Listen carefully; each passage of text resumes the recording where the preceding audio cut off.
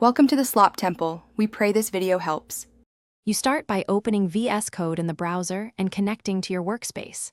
First, pick a modern browser and sign into the account backing your repo. This grants access to private files.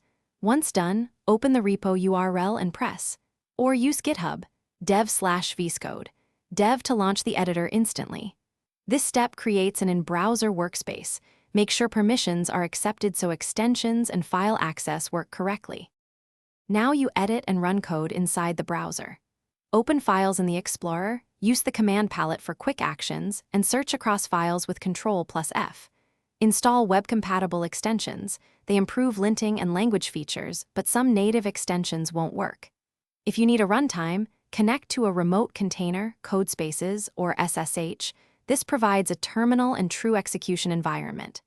Make changes, save, and commit directly from the editor to keep workflow tight. Finish your session by saving changes, committing, and pushing to your remote.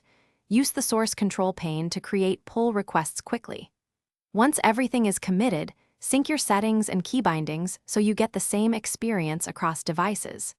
If something fails, like missing extensions or a frozen editor, reload the window, reconnect your account, or check the browser console for permission errors. This single troubleshooting tip resolves.